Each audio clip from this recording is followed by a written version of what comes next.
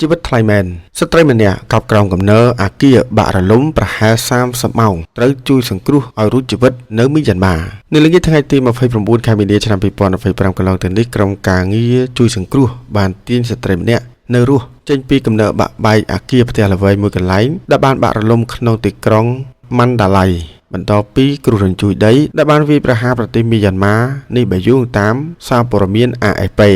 ព្យូឡៃខាំងអាយុ30ឆ្នាំដែលជាប់ក្រោមកំណើអាគារបាក់បែកអស់រយៈពេលប្រហែល30ម៉ោងត្រូវបានក្រុមសង្គ្រោះនាំចេញពីអាគារ Sky Villa Condominium ហើយដឹកតាមរទេះរុញទៅឲ្យប្តីរបស់អ្នកស្រីទើបបន្តបញ្ជូនទៅមន្ទីរពេទ្យដើម្បីសង្គ្រោះមិនបញ្ជូនទៅមន្ទីរពេទ្យលោកជីអាំងបានអោបថើបប្រពន្ធហើយប្រាប់ភ្នាក់ងារ AFP ថាដំបូងឡើយខ្ញុំមិនបានគិតថានាងនៅមានជីវិតឡើយខណៈរូបលោករងចាំប្រពន្ធយ៉ាងអន្ទះសារក្រោយពីដឹងថានាងកប់ក្នុងកំណើបាក់បែកលោកយីអាំងបានបន្តទៀតថាប៉ុន្តែនៅពេលនេះខ្ញុំសប្បាយចិត្តណាស់ដែលបានឮដំណឹងល្អប្រិយប្រពន្ធមួយគូនេះមានកូនប្រុស2នាក់ទី1ឈ្មោះវីលៀមអាយុ8ឆ្នាំនិងទី2ឈ្មោះអ៊ីសានអាយុ5ឆ្នាំក្រុមការងារជួយសង្គ្រោះបានប្រាប់ថាមនុស្សជាង90នាក់អាចជាប់នៅក្រោមកំណើនៃប្លុកអាគារផ្ទះល្វែងមួយនេះដែលបាក់រលំក្នុងទីក្រុងម៉ាន់ដាឡៃប្រទេសមីយ៉ាន់ម៉ា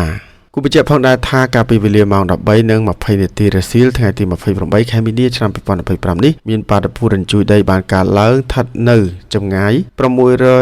616គីឡូម៉ែត្រភាគពីយប់នៃទីក្រុងសាខ្លាំងនៅក្នុងប្រទេសមីយ៉ាន់ម៉ាការរញ្ជួយនេះបានកើតឡើងនៅក្នុងស្រទាប់ស្នូលផែនដីដែលមានជម្រៅ10គីឡូម៉ែត្រដែលមានឥទ្ធិពលមកស្រទាប់ខាងលើនៃផែនដីក្នុងកម្រិតរញ្ជួយ